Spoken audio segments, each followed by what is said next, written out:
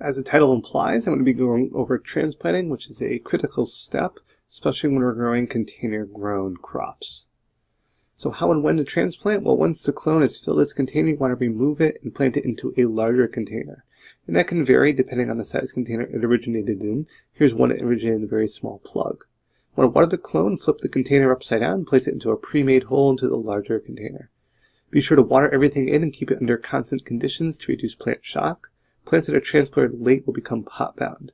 So it's kind of a little bit of a timing thing. You don't want to wait too long or go too early. This would be one I wouldn't want to go much longer than that, just looking at the amount of roots in this plug. Suggested container size, so typically 3-gallon pots to 10-gallon pots are what's commonly used. 3-gallon pots are typically recommended for plants up to about 3 feet tall, and are advised for plants that are 2 to 3-ish months old. 7-gallon containers can hold a plant for its full term.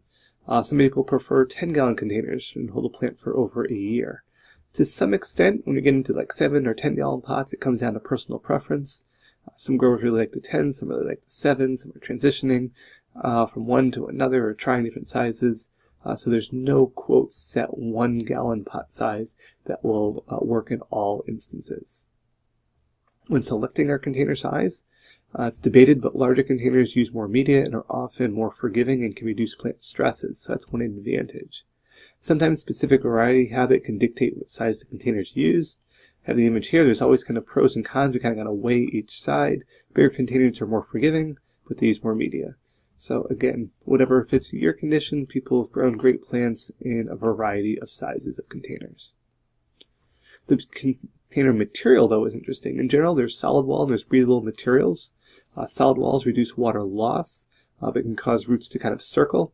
Breathable materials, such as grow bags, or in this case we have the slats cut in here, can cause root pruning, which helps create a dense root ball without the plant getting root bound. It's called kind of air pruning that occurs. So again, both of these, in this case, there's the same size or gallon size, but very different methods, and we have to consider both options and figure out what works best. When transplanting, during transplant process, it's a good time to inoculate roots if you choose to do so, since it's typically a good amount of root surface area to come in contact with applied products. Again, not a requirement, but can allow for a very efficient transfer of that. Plants can also be watered in with low-dose fertilizers at this time. We don't really want to go with high dose because of those freshly exposed roots. You do have the chance of burning them. Grower-induced root pruning. Well, why cut the roots? Well, it can help restart plant that's become pot-bound. Get something that's really densely pot-bound. You can go through and cut some of these roots to help rejuvenate the plant, kind of get it back going. This can be encouraged to start growing again, even if it's kept in the same size container. So take a plant out, cut some of the roots, and put it right back in the same size container, because the root mass has been reduced, causing that kind of tricking the plant to kind of rejuvenate itself.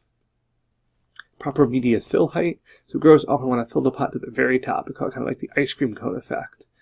This is not advised. You can kind of see this in this instance where the potting media is right up to the size of the container. We want to leave about this 2 to 3 inch gap to the lip to the soil line. This allows you to come by and hand water very easily and ensures all the media remains in the container. If you fill the media high, it's going to only reduce the cleanliness of conditions, but can lead to irrigation issues, with increased odds of runoff, poor infiltration, and media getting on the floor, causing a great habitat for potential unwanted organisms to be living. You want to fill and not pack the media, so a lot of times people go through and pack in the media and make it really dense. You want to keep some porosity to it. I don't really want to compress it all down and squeeze out all the air. Not sure where growers think all the media is going to escape to, but packing media will reduce air infiltration and make it harder for the roots to breathe. Keep in mind the roots like us need to exchange oxygen. Remember, roots respire just like you do, so suffocating them is not advised. They need oxygen. A lot of people like to squeeze out all that moisture and all that kind of air pockets.